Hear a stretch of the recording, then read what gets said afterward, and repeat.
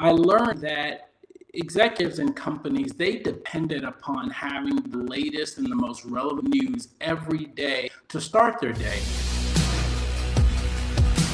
What's the number one secret to being, I guess, a crypto curator, and or what your service, your website, what you do provides for either the novice cryptocurrency individual or even the seasoned cryptocurrency individual?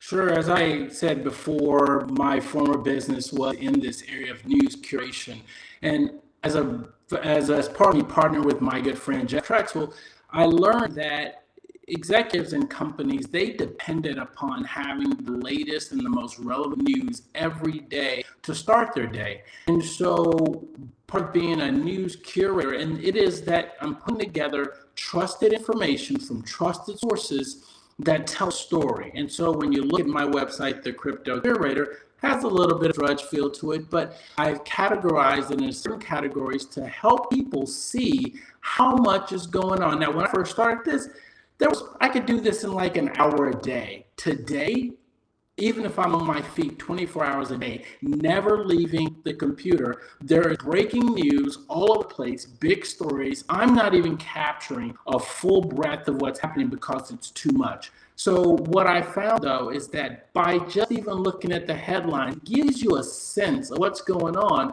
And the hope is that some people will do what I say, read what I read, watch what I watch, and listen to what I listen to. Because if you do, you're going to know what to do. Fantastic. And for those of us watching or looking at this, or listening to this podcast or watching it on YouTube, I'm actually sharing the screen right now. You can learn more about Paul McNeal at thecryptocurator.com. That's thecryptocurator.com. And it does have that drudge feel, right? And I love how organized and how simple and it is, right? It's very, very well laid out. And so again, go to thecryptocurator.com. So you talked about being able to help people to see what you see and kind of hopefully know what you know. And I imagine that's to be able to take some action. So, I mean, wow, you're on the cutting edge of cryptocurrency and record highs this year.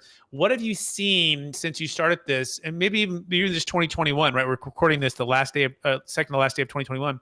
What have you seen as far as the amount of content, but more so actionable content, especially as it pertains to investors in Bitcoin, Ethereum, and other cryptocurrencies? Yeah, Brett, I'll tell you this. As I said before, back in 2011, when I first started this, people looked at it like I had three eyes. I have four, but three eyes when I would tell them about Bitcoin. And they'd be like, it's a Ponzi scheme, it's a bubble.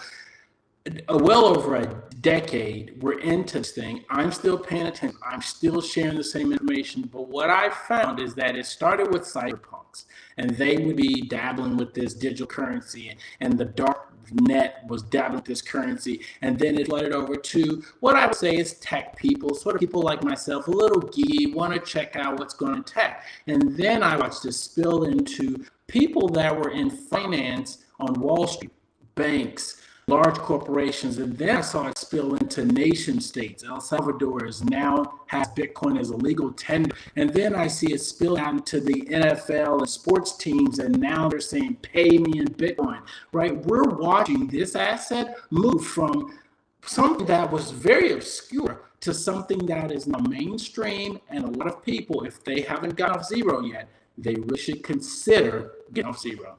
Fantastic. I absolutely love that.